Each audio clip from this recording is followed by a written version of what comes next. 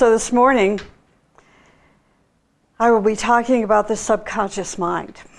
Before I start this talk, though, I wanted to share a story that was written by Torkim Saraydarian, which I feel is important today. And this was a story about his father.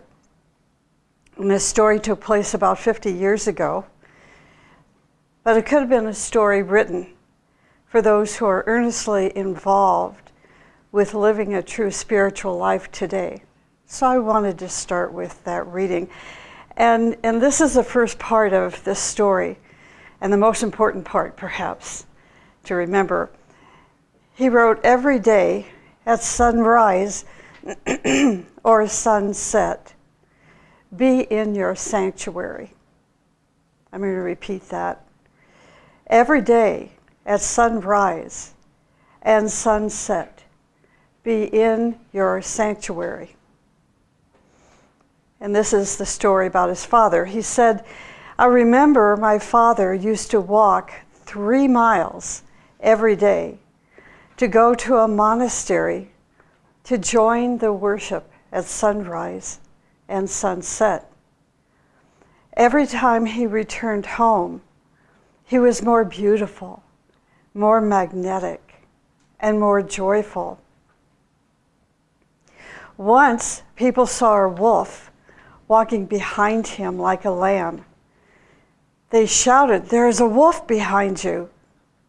'Leave him alone,' answered my father. And he continued his walk. When I asked about that incident later, he replied, 'Animals, trees, and flowers become friends of those who worship. Worship makes them contact the one self, which is also the essence of animals, flowers, and trees. In worship, the real brotherhood of all living forms is realized instinctively and intuitively. Make your worship sincere, real, and regular.'" And that's the end of his story.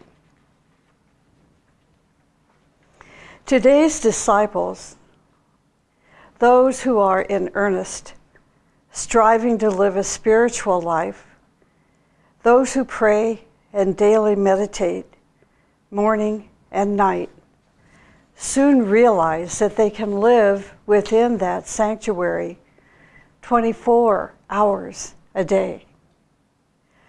When your consciousness resides within the sanctuary of your heart, you are in a 24-hour state of meditation.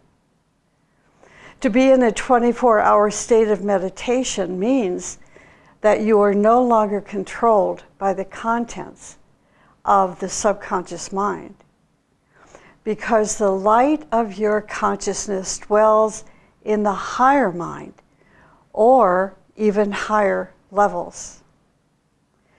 Such people are, to me, special. They are extraordinary. They are unique. And they are way showers. They are not mechanical. The subconscious mind of others cannot control them. Today's disciples are not spiritual pretenders. They do not repeat the teachings to demonstrate to others how spiritual they are.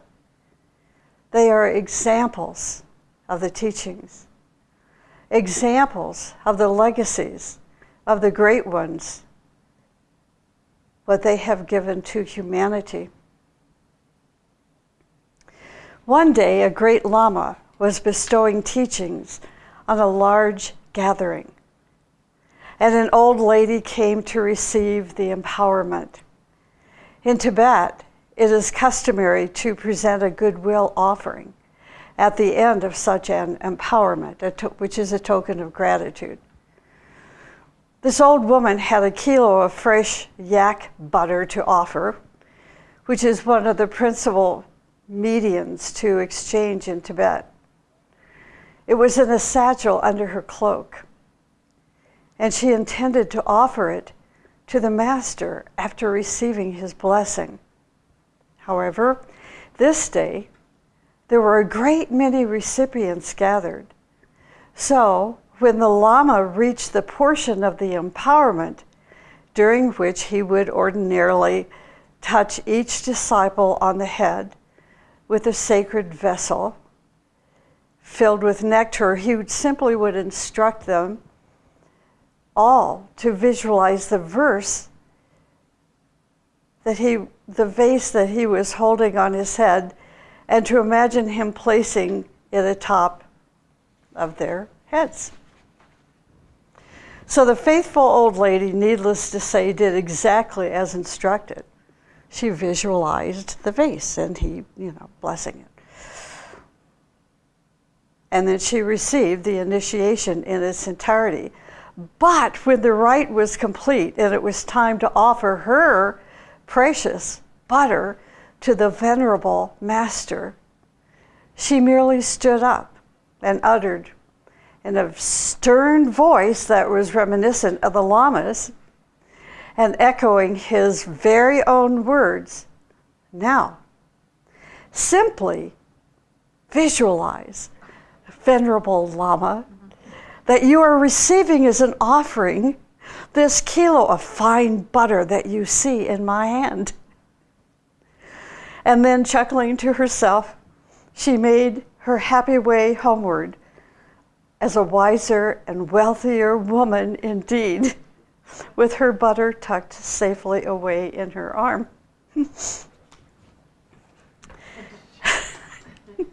See, this woman was awake. She was not controlled by the content of her subconscious mind. So she gave this venerable Lama a lesson. And that's the point. She did not function under the mechanics of her subconscious mind, which would have been to dutifully obey the Lama.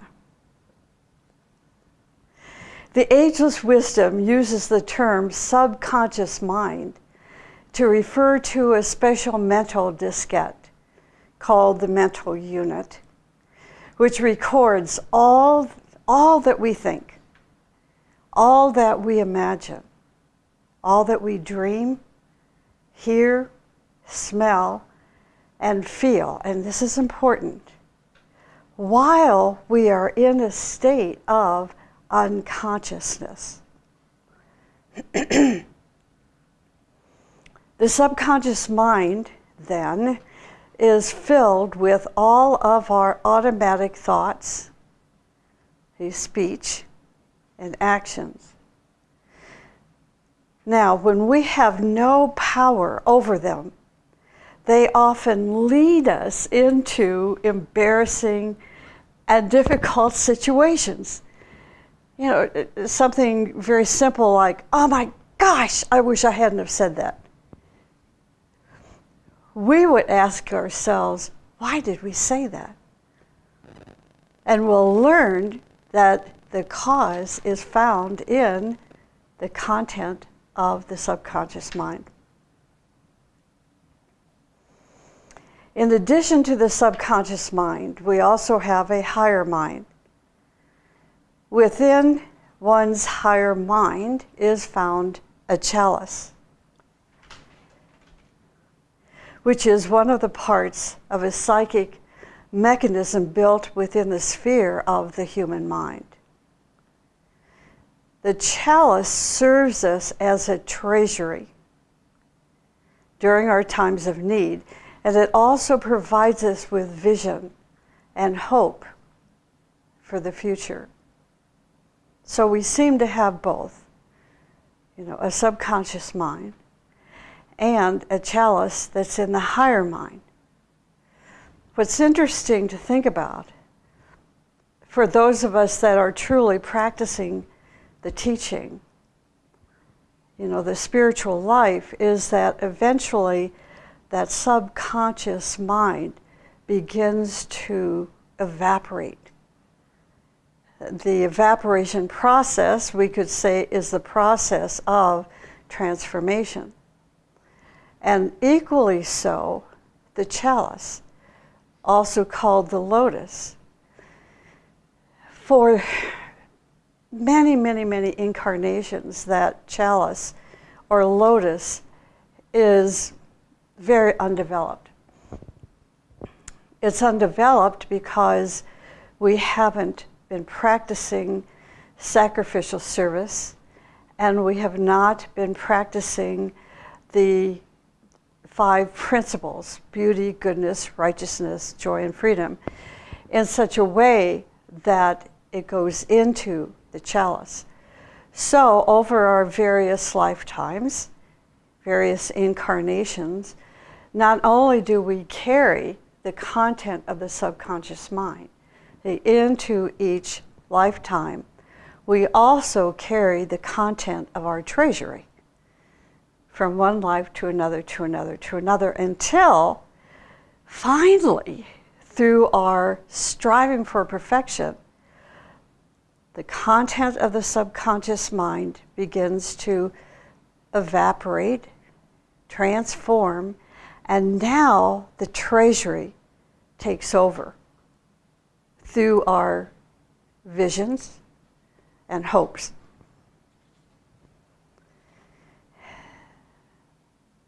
Within this treasury, our chalice is saved all that we have thought and spoken of and have done in harmony with these principles. All such thoughts, words, and actions are collected within our treasury, and they serve us as a savings account for our future, to be used in many lives to come. And in the Bible, this treasury is called grace. So for example, let's say in this lifetime you sacrificed your life, literally, to save another person's life. That act goes into the treasury, your lotus, your chalice. And another incarnation, you're driving along in your car, and another car comes towards you, and you know it's inevitable you're going to have a head-on crash. But all of a sudden, it's like a phenomena occurs, and what seems like a second in time, that car has gone by, you are going the direction you were headed on the road, and there was no accident. Your life was spared. That's the treasury. See how that works? The light of our consciousness penetrates the sphere of the higher mind, and a paramount change takes place when this happens. When the light of our consciousness is penetrating into the higher mind, we become what? We become more inclusive, universal, heroic, and sacrificial. We think and feel and act in terms of the whole. Our measures, our values, our interests change immensely when the light of our consciousness penetrates into this higher sphere. However, just the opposite is true regarding the subconscious mind. The subconscious mind is also called the lower mind. Now, because I didn't bring a diagram with me today, just imagine that the whole mental body is made of 7 subplanes. The third, the second, and the first subplanes represent the higher part of the mental body, or mental plane, or mental sphere. They all mean the same.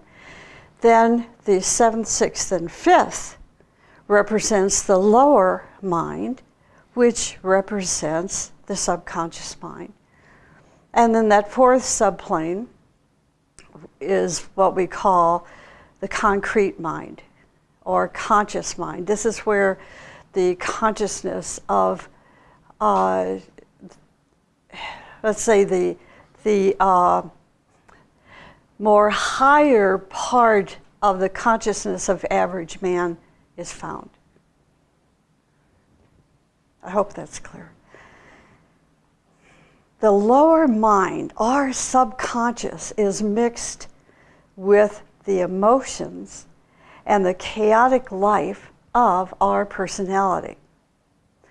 When the consciousness of a person is anchored in this lower mind, that person then lives through the command of his emotional drives and urges instead of the leadership of the higher mind, instead of the leadership of the light of the higher mind, and instead of his reason and logic.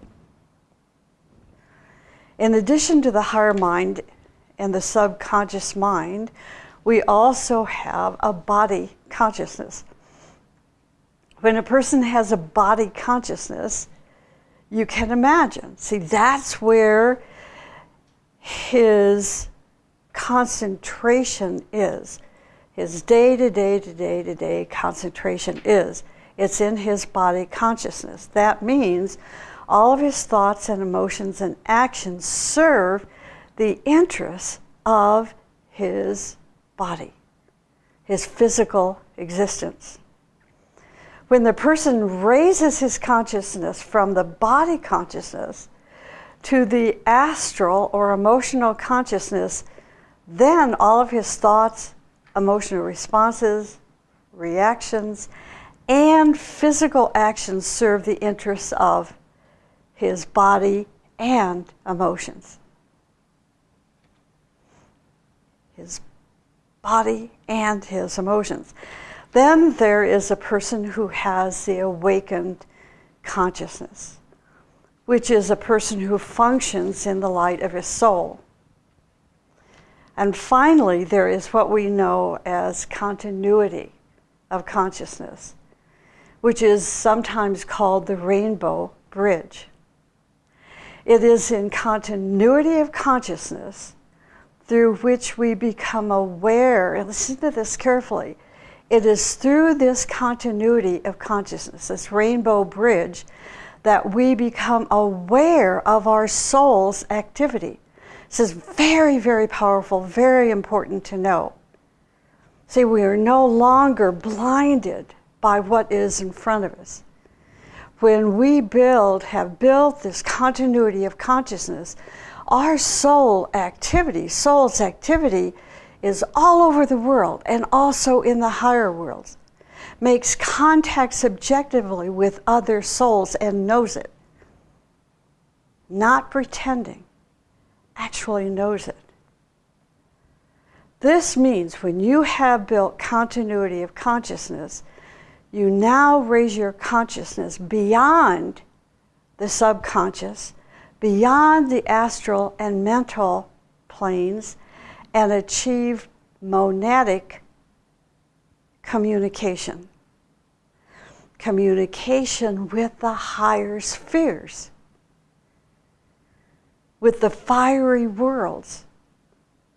That's a plural, fiery worlds, and register these communications on your brain all the time. This is very real. For those that don't have the experience, then it's science fiction.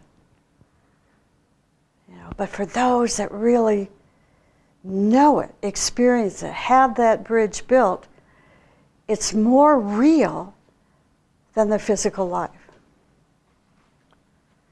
At this level of consciousness, the person can, at will, enter sleep and emerge from his body, consciously communicate with his fellow disciples, and souls and remember these events in detail in his or her waking consciousness. See, we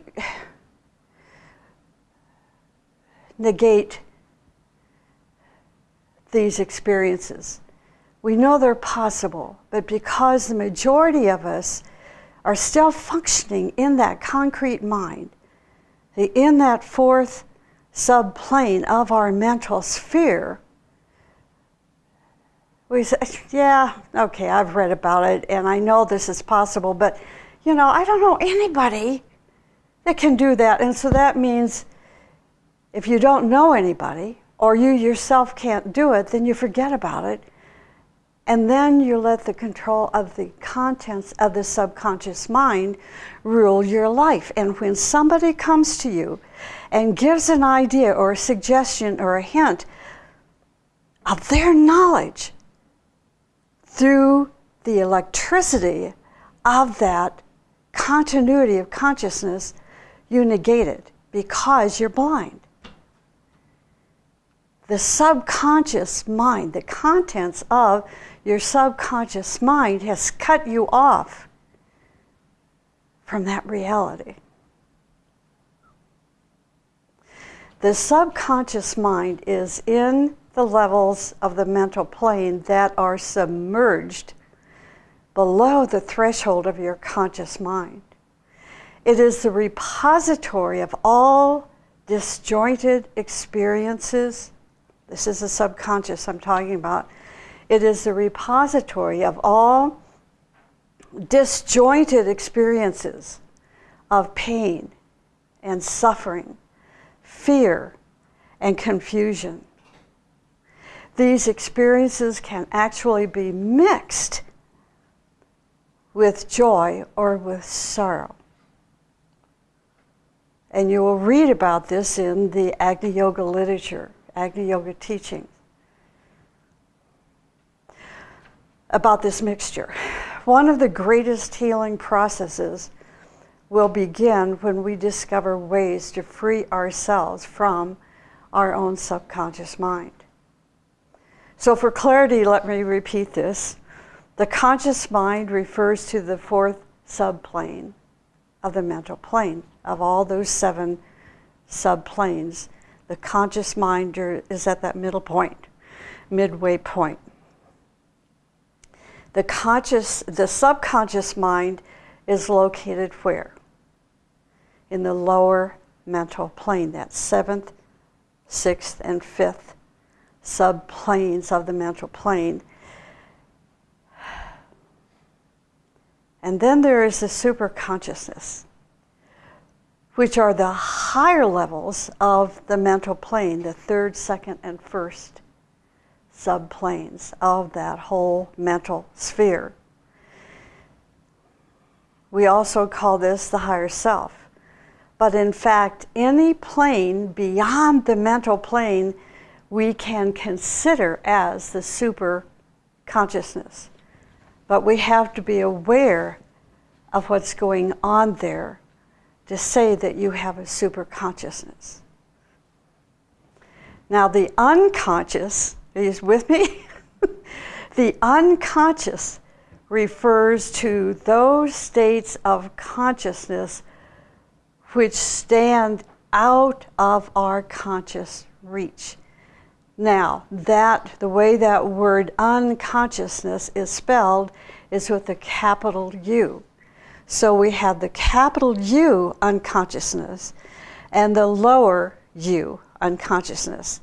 The lower U unconsciousness is the content of the subconscious mind. The capital U unconsciousness would be wherever the light of your consciousness is not yet able to reach. For example, such states of consciousness are found in the spiritual triad and in the monadic and divine planes, which are out of the reach of most people.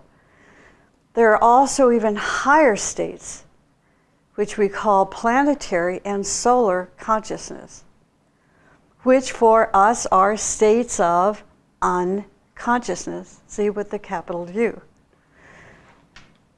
Okay, more on the subconscious. It is only in our non-conscious moments. Non-conscious. It's like unconscious, okay?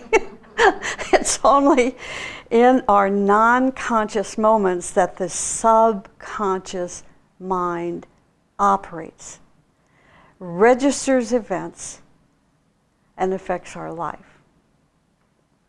What may be shocking to learn, according to the teaching,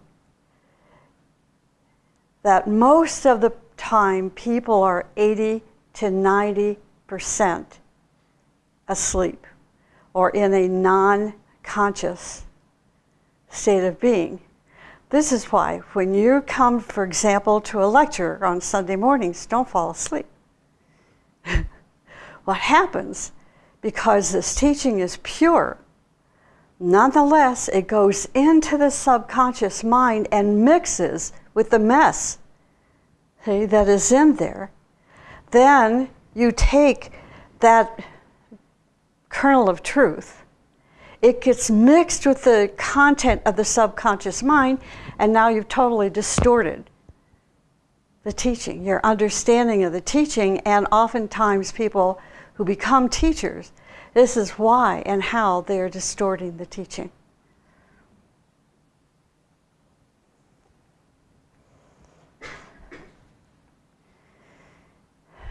In non-conscious moments, whatever we feel, whatever we imagine, whatever thought forms we identify ourselves with, go to the subconscious mind and accumulate there, age after age and life after life.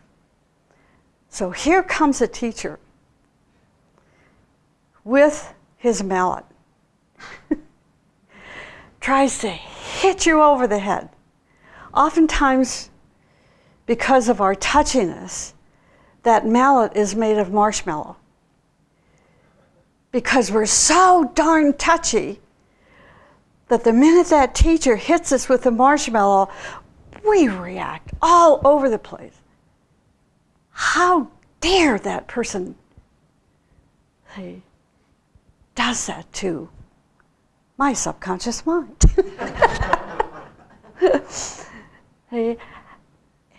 And then we're lost. We've lost a great opportunity to strive toward perfection and to get out of the quagmire, the stagnant, muddy, stinky life of the subconscious mind. And then we just carry this along with us, age after age, life after life. The subconscious mind increasingly has control over a person's thinking and conditions and actions. And because they're so used to it, this now becomes their identity. See, this is what's called ego. Not the capital E ego as stated in the Tibetan's teaching, which refers to the solar angel, or the one who now functions as a capital S soul, let's say. It is the lower nature, the unintegrated, non-aligned personality, now is so used to living through this stinky mess of the subconscious mind, now that he or she really believes this is who I am, and is so lost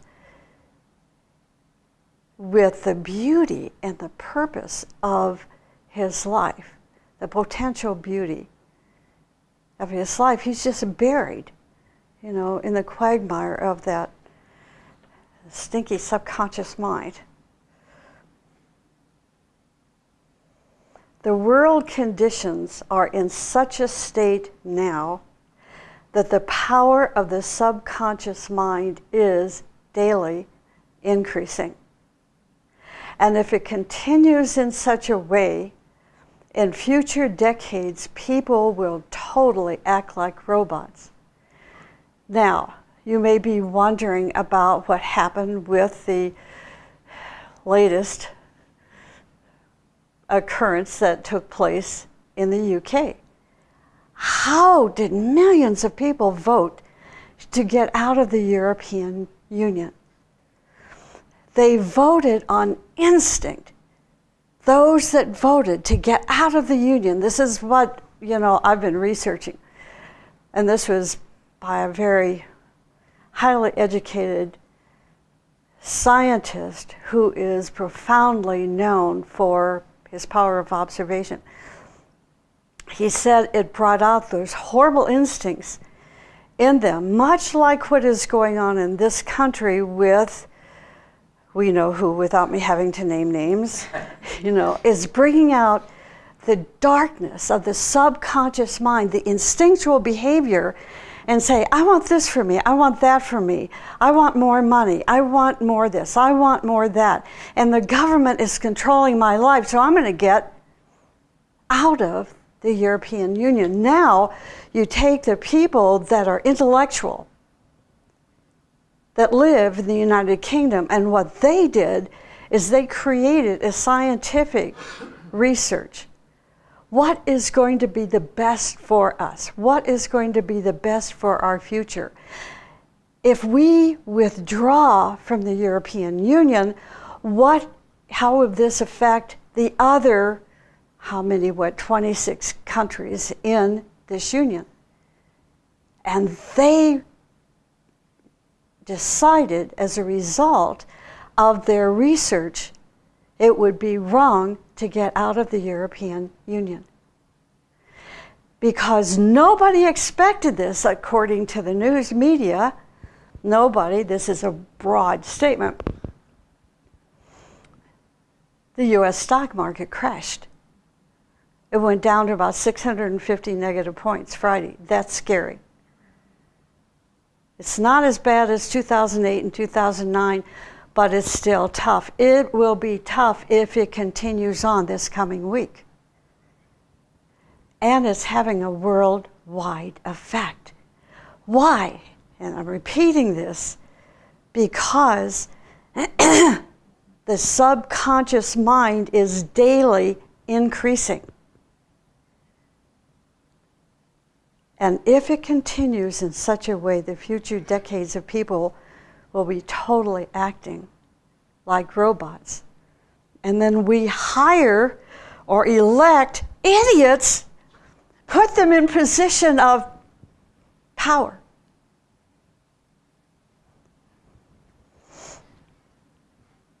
Okay, what are non-conscious moments? They are those during which time, and I just have a short list of 10 points. Non-conscious moments are those in which you have passed out. 2, in which you are depressed. 3, in which you are touchy. 4, when you see horror. 5, like watching what happened most recently. See, in Orlando, those people that were there. And then those of us that have been watching some of those wretched videos, of which I didn't. Why? It puts you in an unconscious state or a non-conscious state. 5, you are under the influence of alcohol, drugs, or under anesthesia. 6, when you are hilarious, excited, or spacey. 7, when you are in pain. 8, when you are intensely irritated or revengeful. 9, when you live in vanity. 10, when you are hypnotized. Of course, this list is much longer, but the important thing is to know that in such moments, our non-conscious mind, our subconscious mind, is actively registering events and then controlling our behaviors. The subconscious mind not only registers things while we are awake, but also when we are asleep. In sleep, we can sometimes meet with the same negative conditions in the astral plane as we had in the physical plane. During these moments, we collect astral events in our subconscious mind. Certain frightening dreams or attacks from our enemies or dark forces go directly into the subconscious mind if we are not yet awake on the astral plane. So you ask, okay, what if I am awake? Does that mean these attacks don't still come? They absolutely do, but you know how to stop it.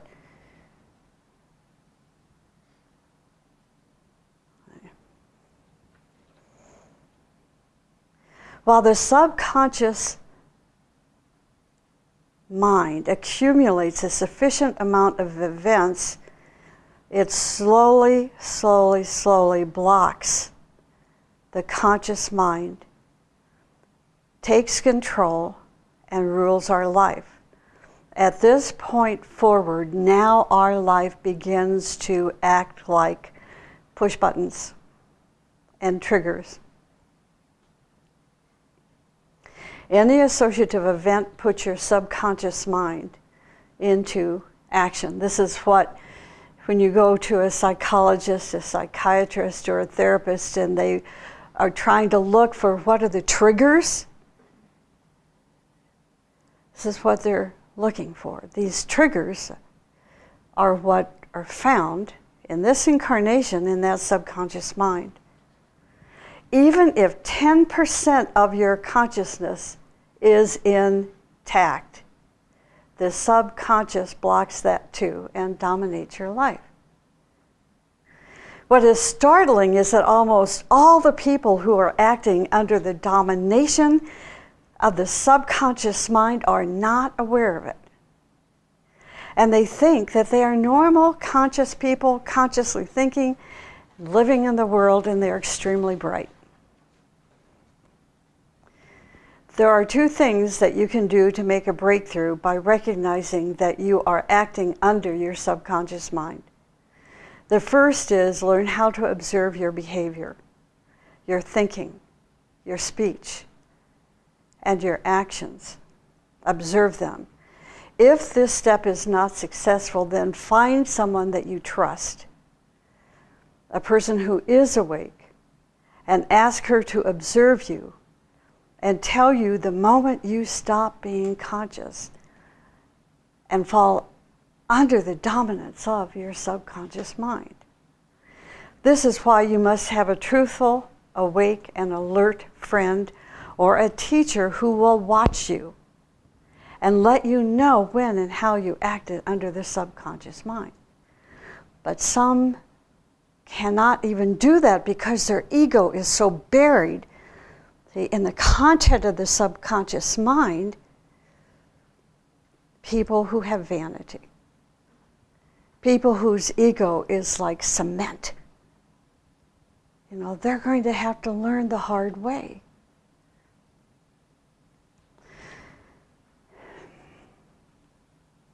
Once your friends or teacher makes you see the moments and character of your changes, you then can start observing yourself and find the very interesting ways your subconscious mind acts or manifests. It almost becomes immediate.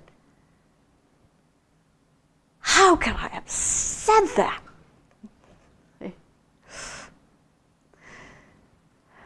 For example, your friend or teacher that is observing you will reveal at certain times, say, you acted weird. When you were real, when you were unreal, when you were natural, when you were unnatural, when you were changing or coming under the influence of your subconscious elements, and when you were coming out of the dominance of your subconscious mind. So here's a list of questions from the teaching that you can ask yourself if you think you are operating under the dominance of the subconscious. Why do I feel like this? Why do I think like this? Is this really me or something else? Why am I living the way I am living? Why can't I make a breakthrough with this particular issue? As your control increases over your thinking, talking, feeling, and acting, the power of the subconscious mind decreases and slowly vanishes, slowly evaporates. When your subconscious mind controls your life, your consciousness cannot expand and develop. You cannot advance spiritually. You cannot see reality. The subconscious mind cannot create a stable family. Think about this. Cannot have good relations with children, especially when your family members fall under the dominance of their subconscious mind. People inherit their subconscious mind from many, many lives through the recordings of the permanent atoms. People also accumulate certain treasures in their higher mind, in their chalice. The treasure in your chalice always increases if you try to be healthy, happy, prosperous, enlightened, free, and striving toward perfection. And let me end on this down note.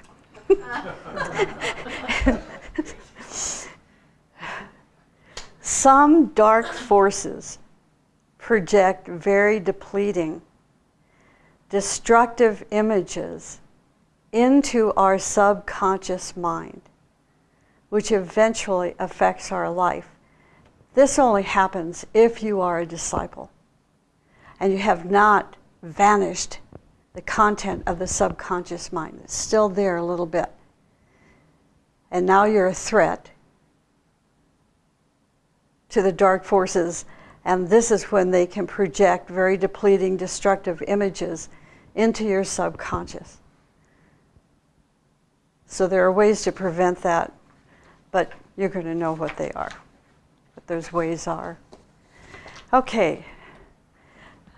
Very intense talk this morning, I know. But it's worth its weight in gold.